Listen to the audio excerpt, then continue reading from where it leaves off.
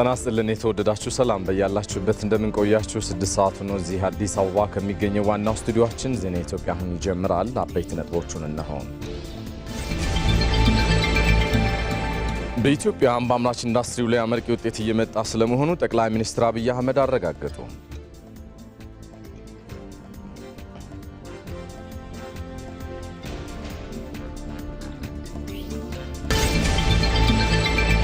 የመደመር መንግስት ለማዕድን ዘርፉ በሰጠው ትኩረት ኢትዮጵያ ከወርቅ ምርት የምታገኘው የውጭ ምንዛሬ በከፍተኛ መጠን እንዲያድግ አድርጓል።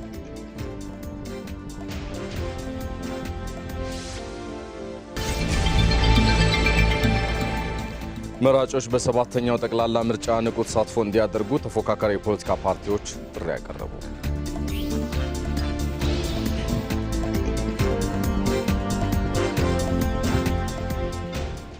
ሰለሞን ኃይለ ኢየሱስ ነኝ አብራችሁን ዝለቁ። በቅድሚያም ባለንበት የዓለም ነባራዊ ሁናቴ የኢንዱስትሪን እድገት የሚወስኑ አዝማሚያዎችን መረዳት ተወዳዳሪነትን የሚወስን ጉዳይ ሆኗል።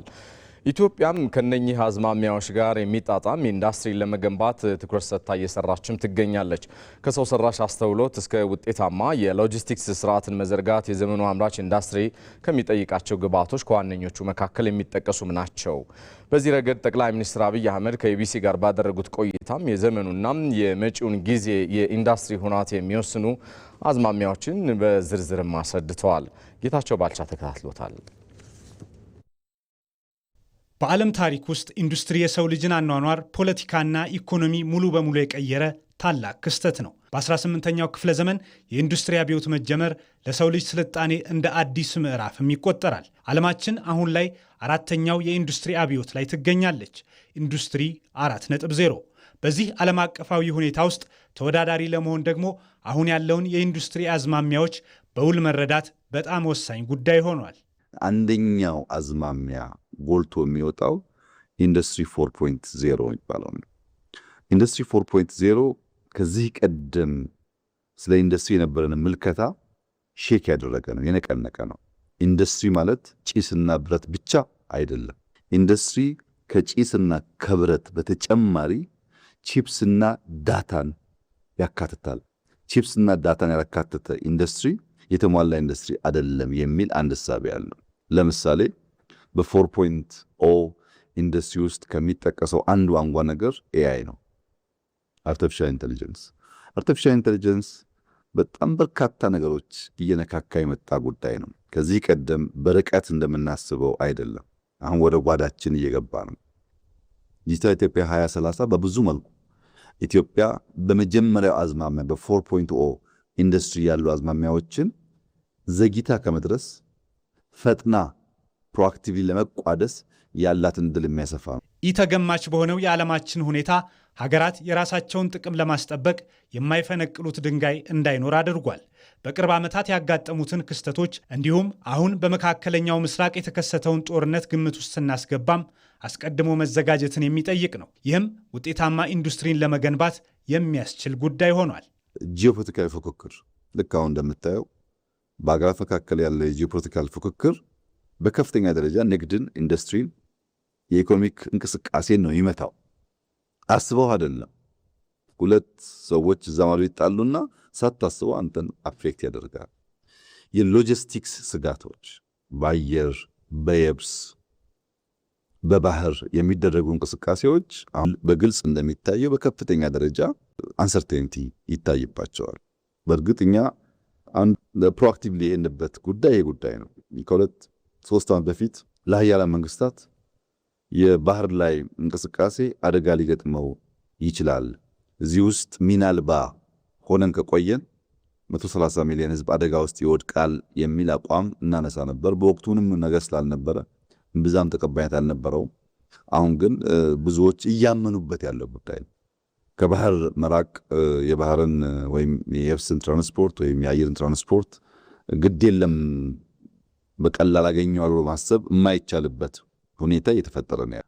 ኢንዱስትሪ ያለ ውጤታማ ሎጂስቲክስ ስኬታማ ይሆናል ብሎ ማሰብ የዋህነት ነው። ሎጂስቲክስ ደግሞ ምርትን ከማጓጓዝ ማከማቸት እስከ ጉምሩክ አገልግሎት ያካተተ የተሰናሰለ ስርዓትን ይጠይቃል። ማምረት ብቻ ሳይሆን የንግድ ሰንሰለትም የሎጂስቲክስ ጉዳይም ክሪቲካል ስለሆነ ለምሳሌ የድሬዳዋን ፍሪ ትሬድ ዞን ብትወስድ በአቅራቢያው ድራይ ፖርት አለ።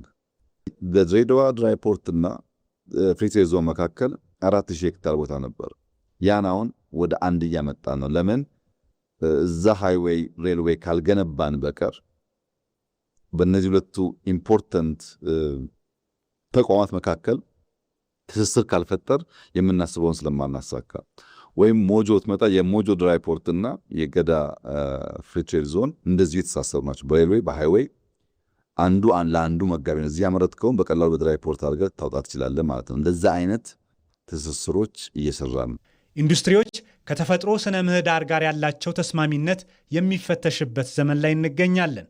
ዓለም አቀፉ ማህበረሰብ አየር ንብረት ለውጥን ለመከላከል የሰጠው ትኩረትም ኢንዱስትሪዎች ከዚህ ቀደም እንደነበረው በካይ የሆነ ኃይል ምንጭን እንዳይጠቀሙ እያስገደዳቸው ነው። ኢትዮጵያም ያላትን የታዳሽ ኃይል ምንጭ ለማልማት ትኩረት ሰጥታለች። የወደፊት ተወዳዳሪ ለመሆን በዝቅተኛ የካርቦን ምርት የማምረት አቅም ይወስናል። በዝቅተኛ የካርቦን አቅም ካላመረትክ ያመረትከው ምርት ገበያ ላይ ሲወጣ የሚያገኘው ዋጋና እንደ ኩባንያ እንደ ኢንዱስትሪ አንተን የሚቀጡበት መንገድ ትርፋማ ያደርጋል። በታዳሽ ኃይል የሚሰሩ ፋብሪካዎች ተመራጭ ናቸው። አሁን ባለው የዓለማችን የኢንዱስትሪ ሁኔታ ሁሉም ነገር ለግሉ ዘርፍ ብቻ ይተው የሚለው አካሄድ አዋጭ ባለመሆኑ ስትራቴጂያዊ ጉዳዮች ላይ የመንግስት ጣልቃ ገብነት አስፈላጊ እየሆነ መጥቷል። ይህም በኢንዱስትሪ የመንግስት ሚና ዳግም እንዲነቃቃ እያደረገ ነው። ይሄ የሊበራል እሳቤው መንግስት ከኢንዱስትሪ ይውጣ፣ መንግስት ከቢዝነስ ይውጣ፣ ነገር ሁሉ ለፕራይቬት ይተው የሚለውን ሐሳብ እኛ አይደለንም የሐሳቡ ባለቤቶች ጭምር ግድ የለም መንግስት ኢንቮልቭ ያደረገበት ኢንተርቪን ያደረገበት አሁን ያለው የኢንዱስትሪ አዝማሚያ አያዋጣም። የግድ የመንግስት ጣልቃ ገብነት ያስፈልጋል። ኢንዱስትሪ 4.0 ሊሳካ የሚችለው መንግስት በበቂ ደረጃ ኢንተርቪን ካደረገና ኢንቨስት ካደረገ የሚል እምነት በስፋት ይንጸባረቃል። መንግስት በስትራቴጂያዊ ዘርፎች ላይ እያሳየ ያለው ንቁ ተሳትፎና የግሉን ዘርፍ የሚያበረታቱ የፖሊሲ ማሻሻያዎች ኢትዮጵያ በዓለም አቀፍ ገበያ ተወዳዳሪ እንድትሆን ምቹ ሁኔታን እየፈጠሩ ነው። ይህም ኢንዱስትሪዎቻችን ከብክለት የጸዱ በቴክኖሎጂ የተደገፉና ለቀጣዩ ትውልድ ዘላቂ ብልጽግናን የሚያረጋግጡ እንዲሆኑ የላቀ ፋይዳ ይኖረዋል። ይህ በዚህ እንዳለ ኢትዮጵያ የአምራች ኢንዱስትሪውን እንደ ዋነኛ የሉዓላዊነት አንጓ አድርጋ እየሰራች ትገኛለች። ጠቅላይ ሚኒስትር አብይ አህመድም አሁን ላይ በአምራች ኢንዱስትሪው ላይ አመርቂ ውጤት እየመጣ ስለመሆኑ ነው ያረጋገጡት። ሙሉ ግርማይ ይሄኛውን ዘገባ ይዞልን ይቀርባል። ሉዓላዊነት ሲነሳ ብዙ ጊዜ ወደ አእምሯችን የሚመጣው ድንበርን ማስከበርና የጦር ኃይል ጥንካሬ ነው። ሆኖም በአንደኛው ክፍለ ዘመን እውነተኛ ሉዓላዊነት የሚረጋገጠው በኢኮኖሚ ራስን መቻል ሲቻል ጭምር ነው። አምራች ኢንዱስትሪ ደግሞ የዚሁ የሉዓላዊነት ልብ ነው። አንዲት ሀገር የራሷን ፍጆታ ምርቶች፣ መድኃኒቶችና መሠረታዊ ቁሳቁሶችን በገዛ እጇ ማምረት ካልቻለች የፖለቲካ ነፃነቷ ሁሌም በሌሎች እጅ መውደቅ ስጋት ይጋረጥበታል። ይህንን የተረዳ የመደመር መንግስትም አምራች ኢንዱስትሪው የኢኮኖሚ ዋነኛ ምሰሶ ማድረጉም ትርጉሙ አንድና አንድ ነው፣ ሀገራዊ ነፃነትን በኢኮኖሚ ልዕልና ማቸው። ለዚህ ነው ጠቅላይ ሚኒስትር አብይ አህመድ ከኢቲቪ ጋር በነበራቸው ቆይታ ኢትዮጵያ ዛሬ በአምራች ኢንዱስትሪ ዘርፍ የምታስመዘግበው እያንዳንዱ ስኬት የነገውን አስተማማኝና የማይደፈር ሉዓላዊነት የምትገነባበት ጡብ መሆኑን ያስገነዘቡት። የራሱን ምግብ በበቂ የማያመርት ሀገር፣ የራሱን ልብስ በበቂ የማያመርት ሀገር፣ የራሱን መድኃኒት በበቂ የማያመርት ሀገር እንደ ሰው ጠዋት ተነስቶ ውሎ ለማደር ይቸገራል። ካለ ልብስ ያስቸግራል፣ ካለ ምግብ ያስቸግራል፣ በሽታ ሲመጣም ካለ መድኃኒት ያስቸግራል። ይህ ጉዳይ ሊሳካ የሚችለው ማኒፋክቸሪንግ ኢንዱስትሪ በበቂ ደረጃ ሲሰራ ነው እና ሉዓላዊ ለመሆን የተሻገረ ኢኮኖሚ ለመፍጠር በበቂ ሰዎቻችንን ስራ ለማስያዝ ምርታማ ለመሆን የእኛን ፍላጎት ሸፍነን ለውጭ ገበያ በቂ የውጭ ምንዛሪ ለማግኘት በእነዚህ ምክንያቶች ሁሉ ማኒፋክቸሪንግ ኢንዱስትሪ አይተኬ ሚና አለው። በዚያ ምክንያት ነው በመጽሐፍ ውስጥም በስራችንም ከፍተኛ ትኩረት የሚሰጠው። ማንኛውም ሀገር ወደ በለጸገ ኢኮኖሚ ምዕራፍ ለመሸጋገር የኢኮኖሚ መዋቅራዊ ሽግግር ማድረግን ይጠይቃል።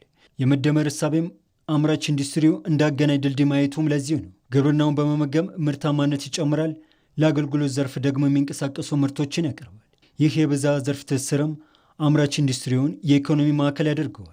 አምራች ኢንዱስትሪው ከሌሎች ዘርፎች በተለየ መልኩ ሰፊ የሥራ ዕድልና ቴክኖሎጂን የመፍጠር እንዲሁም የሀገርን የውጭ ምንዛሬ መሙላት አቅሙም ወደር የለውም። እንግዲህ ግብርና ለምሳሌ ብትወስድ በእጅ ስናርስ ወይም በበሬ ስናርስ ለ1000 ዓመታት እምብዛም የተጋነነ ለውጥ የለውም።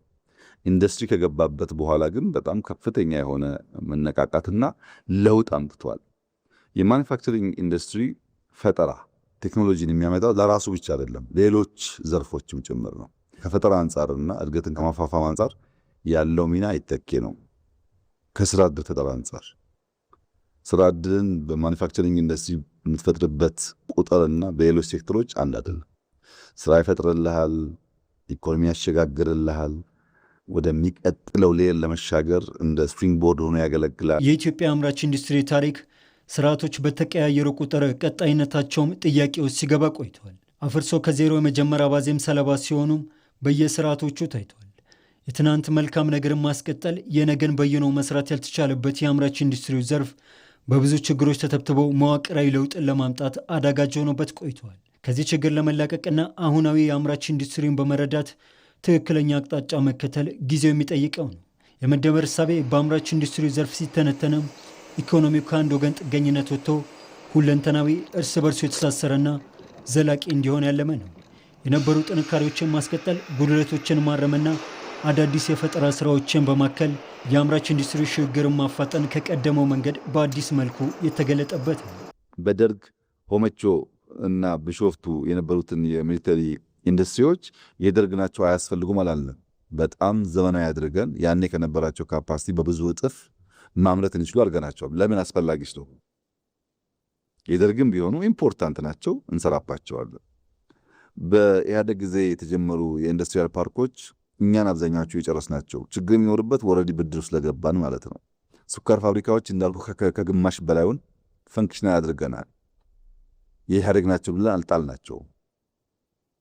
አንዳንዶቹን ደግሞ ሪዳይሬክት የምናደርጋቸው ይኖራል። ከሪተርን ኦን ኢንቨስትመንት ከአጭር ጊዜ አንጻር አዋጭ ደግሞ ካልሆነ ሪዳይሬክት ተደረጋ ሪሶርሱ ማለት ነው። በዚህ መንገድ ከትናንትናው ጠቃሚ የሆኑ ጉዳዮችን በመውሰድ ባለማጣጣል ኮንቲኒቲ ማረጋገጥ ነው። ለምሳሌ የኛ ዘመን ኢንቨስትመንት ከራሻ ኢንቨስተር አለን፣ ከቻይና ኢንቨስተር አለን፣ ከቱርክ ኢንቨስተር አለን፣ ከጣሊያን ኢንቨስተር አለን። በኃይለሥላሴ የምታውቃቸውም አሉ፣ በደርግ የምታውቃቸውም አሉ፣ በኢህአደግ ያሉትም አሉ። ዘመን መጥቶ እነዛ የሚቀያየር ጉዳይ አላደረግንም። በሴክተርም ሊሆን ይችላል፣ በሀገራትም ሊሆን ይችላል።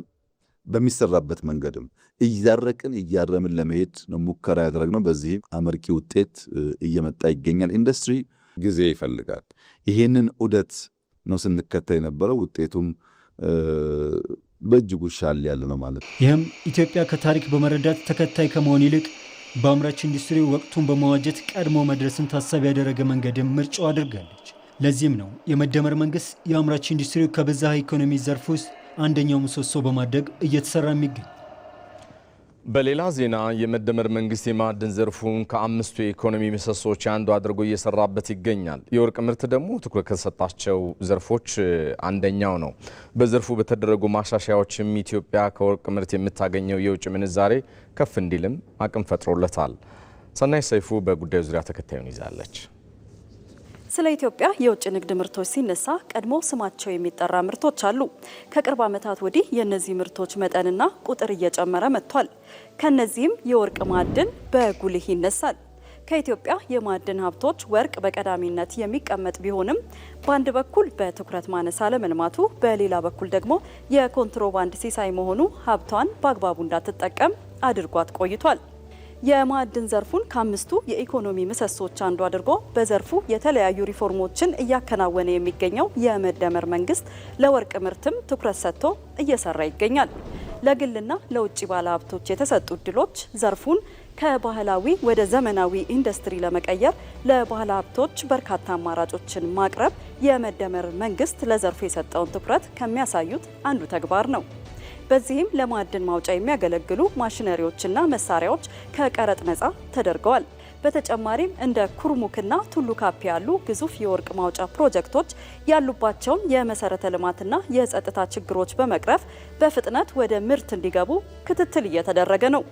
ጥሬ ወርቅን ብቻ ወደ ውጭ ከመላክ ይልቅ በሀገር ውስጥ የማጣራት ስራ እንዲከናወን ትልቅ ትኩረት በመስጠት ኢትዮጵያ የራሷን የወርቅ ማጣሪያ ፋብሪካ በመገንባት ወርቅ ዓለም አቀፍ ደረጃውን ጠብቆ እንዲወጣና ከፍተኛ የውጭ ምንዛሬ እንዲያስገኝም እየተሰራ ነው። በሌላ በኩል ባህላዊ ወርቅ አውጪዎችን በህብረት ስራ ማህበራት በማደራጀት የቁፋሮ መሳሪያዎችን እንዲያገኙና ምርታቸውን በአቅራቢያቸው ለሚገኙ የመግዣ ማዕከላት እንዲያቀርቡ እድሎች ተመቻችተዋል። የወርቅ ማዕድን ከተመረተ በኋላ ብሔራዊ ባንክ ወርቅ አቅራቢዎች ምርታቸውን ለባንኩ ብቻ እንዲሸጡ ለማድረግ ከፍተኛ የዋጋ ማበረታቻዎችን ተግባራዊ አድርጓል። ይህም አቅራቢዎች ከዓለም አቀፍ የወርቅ ዋጋ በተጨማሪ እስከ 60 በመቶ የሚደርስ ማበረታቻ ክፍያ እንዲያገኙ ተደርጓል። ይህ አሰራርም በባንክና በጥቁር ገበያ መካከል የነበረውን የዋጋ ልዩነት በማጥበብ ወርቅ ወደ ህጋዊ መስመር እንዲገባ እያደረገ ነው። ከዘርፉ ዋነኛ ተግዳሮቶች አንዱ የሆነውን ኮንትሮባንድና ህገወጥ ዝውውርን ለመከላከልም በድንበር አካባቢዎችና በኤርፖርቶች ላይ ጥብቅ ፍተሻ በማድረግ ወርቅ በህገወጥ መንገድ እንዳይወጣ የጸጥታ አካላት በቅንጅት እንዲሰሩ እየተደረገ ይገኛል። ወርቅ ላኪዎችና ከፍተኛ አምራቾች የሚያገኙትን የውጭ ምንዛሬ በከፊል ራሳቸው እንዲጠቀሙበት መፍቀዱም ባለሀብቶች ምርታቸውን በህጋዊ መንገድ እንዲልኩ ከፍተኛ መነሳሳትን ፈጥሯል። እነዚህ በዘርፉ የተደረጉ ማሻሻያዎችም ኢትዮጵያ ከወርቅ የምታገኘውን የውጭ ምንዛሬ በከፍተኛ መጠን ማሳደግ ተችሏል።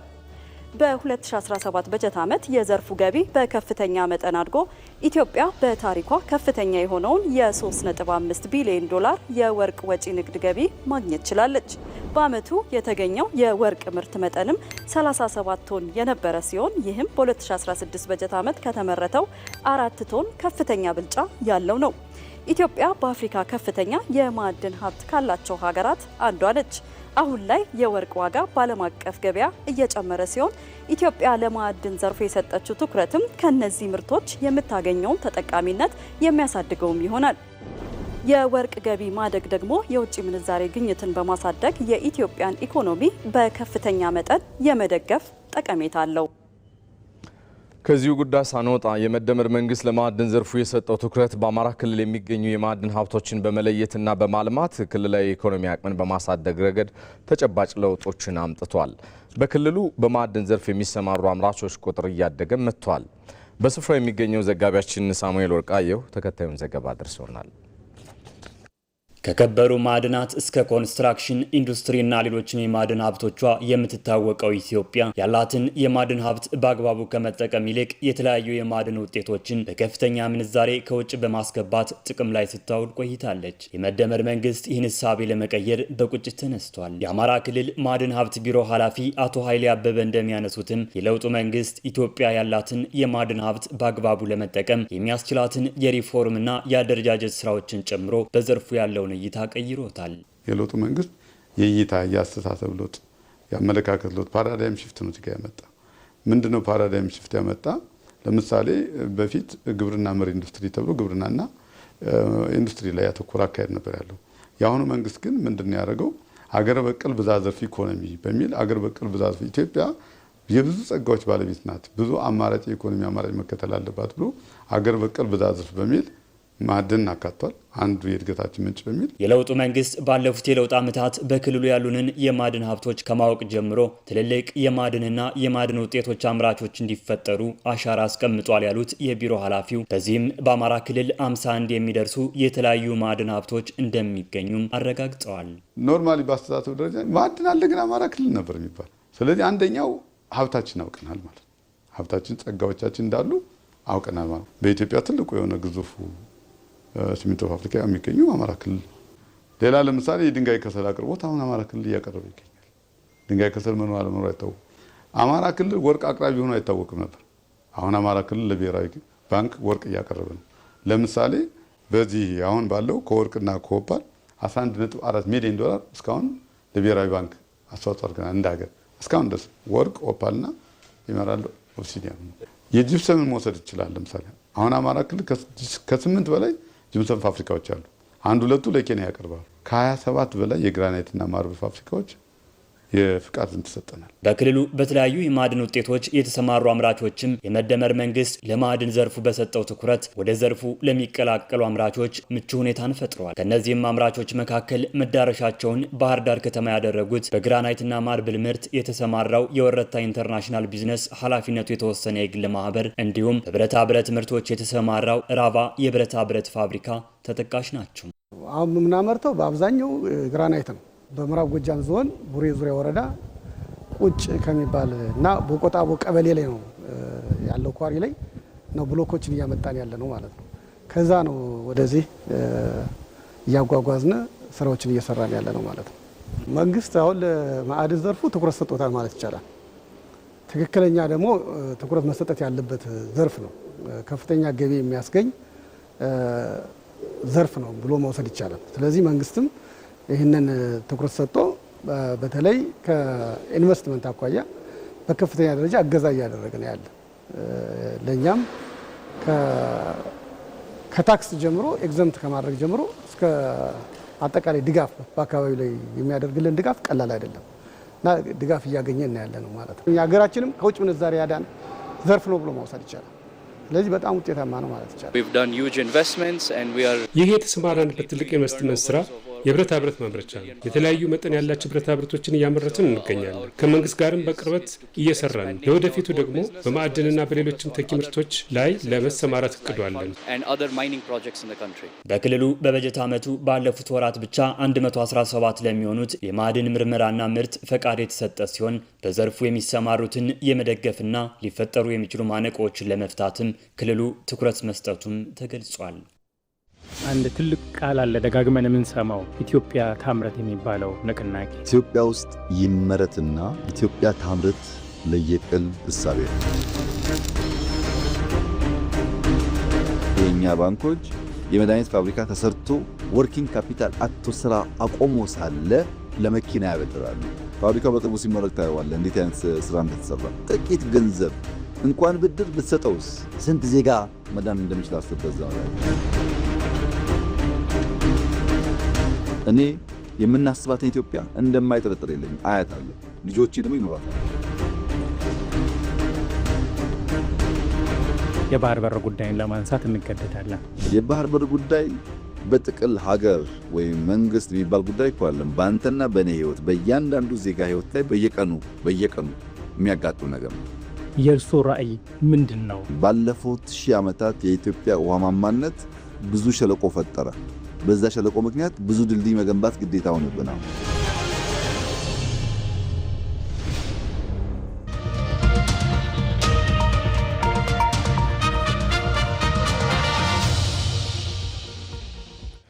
እዚህ ሸጎሌ አካባቢ ከሚገኘው ዋናው ስቱዲዮአችን በቀጥታ ስርጭት የተከታተላችሁት የምትገኙት ዜና ኢትዮጵያ እንደቀጠለ ነው። መራጮች በሰባተኛው ጠቅላላ ምርጫ ንቁ ተሳትፎ እንዲያደርጉ ተፎካካሪ የፖለቲካ ፓርቲዎች ጥሪ ያቀረቡ። በኦሮሞ ብሔረሰብ አስተዳደር የሚንቀሳቀሱ እነኚሁ የፖለቲካ ፓርቲዎች በአካባቢያቸው ነጻ ዲሞክራሲያዊና ሰላማዊ ምርጫ እንዲካሄድ የድርሻቸውን ለመወጣት የሚያግዝ የጋራ ምክር ቤት መስርተዋል። ራሄል ፍሬው ባልደረባችን ከስፍራው ተከታዩን አድርሳናለች። ሰባተኛው ጠቅላላ ምርጫ ሰላማዊ ዴሞክራሲያዊና ተአማኒ ሆኖ እንዲጠናቀቅ የድርሻቸውን እንደሚወጡ በኦሮሞ ብሔረሰብ አስተዳደር የሚገኙ ተፎካካሪ ፖለቲካ ፓርቲዎች አመራርና አባላት ተናግረዋል። ተፎካካሪ ፖለቲካ ፓርቲዎች በሰባተኛው ጠቅላላ ምርጫ ዜጎች ይጠቅመናል የሚሉትን የፖለቲካ ፓርቲ እንዲመርጡ ለሰላም ምቹ ሁኔታን በመፍጠር ከገዢው ፓርቲ ጋር በቅርበት እንደሚሰሩም ገልጸዋል። በዞኑ ላይ ያለውን የምርጫ እንቅስቃሴ ሰላማዊና ብሎም በአንድነት በመመካከር እስከ ምርጫ ፍጻሜ ድረስ ለመጓዝ ያመቸን ዘንድ ሲባል የፖለቲካ ፓርቲዎች የጋራ ምክር ቤት በማቋቋም ላይ ይገኛል። እያንዳንዱ ሰው በነፍስ ወከፍ ከግለሰብ ጀምሮ እስከ ግሩፕ ከዚያም ማለፍ ሲል ፓርቲዎች ከዚያም ማለፍ ሲል መሪዎች የራሳቸውን የበኩላቸውን ድርሻ ሲወጡ ነው ሀገር በሰላም ልትቀጥል የምትችለው። ሰላም ካለ ነው ሁላችንም መወዳደርም መመረጥም መምረጥም የምንችለው። ስለዚህ የሰላምን ጥቅም ስለምናውቅ እያንዳንዱ ነገር ሰላማዊና ፍትሃዊ ዲሞክራሲያዊ በሆነ መልኩ እንዲጠናቀቅ ስለምንፈልግ በሰላሙ ላይ የማንደራደርበት የማንሰራበት ነገር የለም። አገር ሰላም ካልሆነ ወልዶ መሳም አይገኝም፣ አሳድጎ ማዳር አይቻልም፣ ተምሮ ለህዝብ ማገልገልም አይቻልም። ሰላም ከሌለ ሰላሙ መጀመሪያ ስለሆነ ሰላም እንዲመጣ እንታገላለን። ሰላም ከሚፈልጉት ጋር ተሳትፈን አንድ አካል ሆነን እንሰራለን ብለን ነው የምናምነው እኛ በራሳችን በኩል። ተፎካካሪ ፖለቲካ ፓርቲዎች ሚናቸው እንዲጠናከርና ችግሮች በሚያጋጥሙ ወቅት በጋራ ለመፍታት ምክር ቤቱ የላቀ ሚና እንደሚኖረው በብልጽግና ፓርቲ የኦሮሞ ብሔረሰብ አስተዳደር ቅርንጫፍ ጽህፈት ቤት ኃላፊ ጀማል አሊ ተናግረዋል። ሰላማዊ ታማኝነት ያለውና ፍትሃዊ ምርጫ እንዲካሄድ ከማድረግ አንጻር የጋራ ምክር ቤት ወሳኝ ነው ብሎ በማመን እኛም ዛሬ እንደ ዞን ያሉንን የተፎካካሪ ፓርቲዎችን መድረኮችን አዘጋጅተን በዚህ አሁን የምክር ቤቱ ምስረታ በዓል ፕሮግራም አካሂደናል። ምርጫው በህዝብ ዘንድ ቅቡልነት ያለውና ሰላማዊ እንዲሆን ምክር ቤቱ በጋራ እቅድ እየተመራ እንደሚቀጥልም ነው ያስገነዘቡት። በየስንት ጊዜው ብንገናኝ ይሻላል፣ ችግሮቻችንን በጋራ እንዴት እንፍታ፣ በመጪው የሰባተኛ ምርጫ ዙሪያ ያሉ ችግሮች የሚፈጠሩ ካሉ እንዴት እንፍታቸው በምን ዙሪያ የግንኙነት አግባባችንም እንደዚሁ ያስቀመጥንበት ሁኔታ ነው ያለው እና በአጠቃላይ ዛሬ ላይ 5 የፖለቲካ ፓርቲ የተፎካካሪ የፖለቲካ ፓርቲዎች ጋር ውይይት አድርገናል። እንደ አሚኮ ዘገባ በምክር ቤቱ ሁሉም የፖለቲካ ፓርቲዎች የራሳቸውን ዓላማ በማስተዋወቅ ለህዝብ ግልጽነትን መፍጠርና የፖለቲካ ምህዳሩን ማስፋት ከሁሉም እንደሚጠበቅም ተመላክቷል።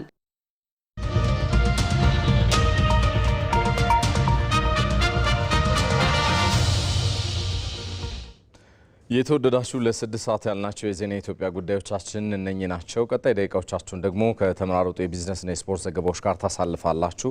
ባልደረቦችን እንደየቅደም ተከተላቸው ያገኟቸዋል። ከኔ ጋር 7 ሰዓት ላይ በተጨማሪ ዝርዝር ዘገባዎች ነው የምንገናኝ የሚሆነው። መልካም ጊዜ።